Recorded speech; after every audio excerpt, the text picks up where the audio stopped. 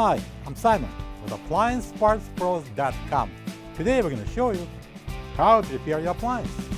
Are you ready? Remember, anytime you work on your appliance, make sure it's unplugged or the circuit breakers are off so there's no chance of electrocution. In this video, we'll show you how to replace the evaporator motor in a Kenmore refrigerator. It's going to be a very easy repair. Should only take a few minutes to show you how to do it. For this job, we're going to need a 1/4-inch nut driver and a flat blade screwdriver. When you open up the package, you're going to get a new evaporator motor. This evaporator motor is located inside the freezer in the center behind the cover panel. It blows air through the evaporator coil and then circulates it throughout the refrigerator. If there is noise coming from the freezer compartment or the temperature rises up way above normal, causing mushy food, and there is no air coming out of the air ducts, check and replace the freezer evaporator fan motor if necessary. To get to the part, we technically need to open only the freezer door, but I'm going to open both doors because it's giving me more leeway to work inside the freezer compartment. Our next step would be removing of the ice bucket and auger assembly. I can tell you why, because it's not actually on the way, but because we're going to work right underneath of it, we have a good chance that the ice will start melting and it will be dripping right on your shirt or on your head. So it's easy to remove it. Pull it up and take it out. Now we need to remove these 3 wire shelves. I'm going to slide the shelf to the right and I'm going to remove it. Same thing here. Slide it to the left and pull it down. And this one just lift up and remove.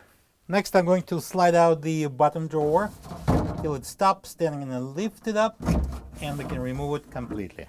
Now I'm going to remove this rear access panel that is held in place by the 6 1/4-inch screws.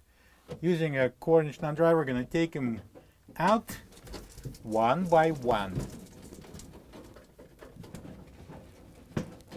I'm going to use a flat blade screwdriver. I'm going to place it right here and I'm going to lift up the rear access panel so to clear these 2 hooks.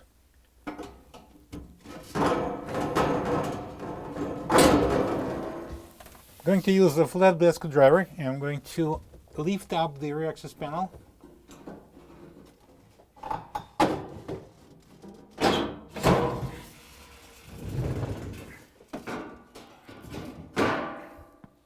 And I'm going to remove it from here.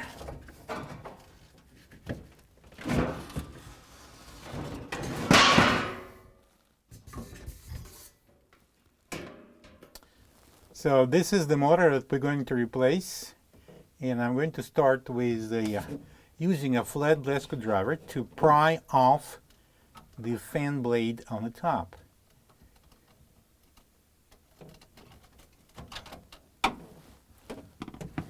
And we're going to take it off. So to remember, it goes on this way. Next I'm going to press up this motor bracket and we're going to remove these 2 hooks from the upper bracket.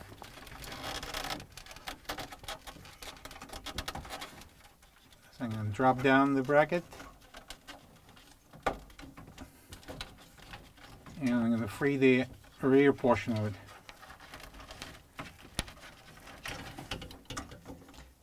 Next I'm going to disconnect the plug and I'm going to press this locking tab. Actually I'm going to pull it up and pull on the plug. Alright, next we're going to take off this mounting bracket. It comes off together with this bottom grommet, and I'm going to take off the top grommet.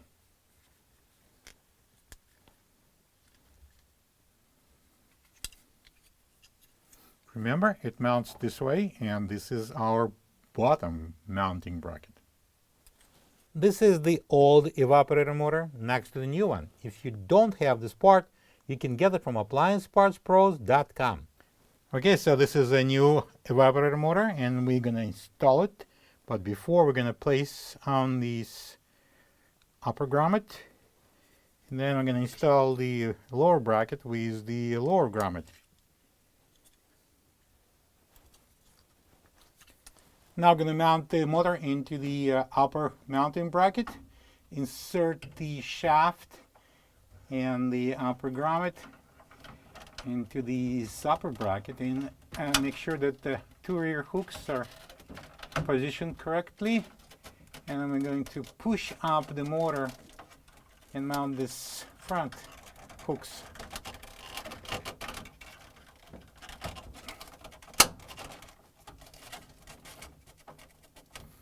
Now we're going to plug this into the plug at the back. Make sure it's locked. And I'm going to turn this thermostat because I moved it accidentally in this position. Now we're going to install this fan blade onto the shaft. And this is the opening. Slide it down as far as it goes. Make sure it's free. Now we're going to install the cover panel. So I'm going to bring this rear access panel and we're going to place it down.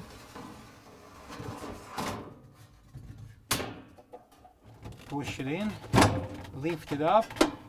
And then we're going to have these two hooks in the cutouts. All right, I'm going to align the holes and we're going to install these 6 screws to secure the panel using a 1/4-inch nut driver. Now I'm going to install the bottom drawer, place it on the rails and push it in. Let's install the wire shelves. We're going to start with the bottom one. Just place it into the grooves. And we're going to the next one. Going to place the left side into the opening and slide it all the way to the left. And I'm going to slide it to the right. And the same thing we're going to do on this one. This is a top. It's a shorter one. Slide it to the left and to the right. And now I'm going to install the ice bucket. Put it on the rails and push it in. And now we can close both doors. Plug the fridge back in and make sure it's cooling. Thank you for being a part of another successful repair brought to you by AppliancePartsPros.com. For any of your future appliance repair projects, please check out our other videos available on our site, on Facebook, on YouTube, and on Instagram.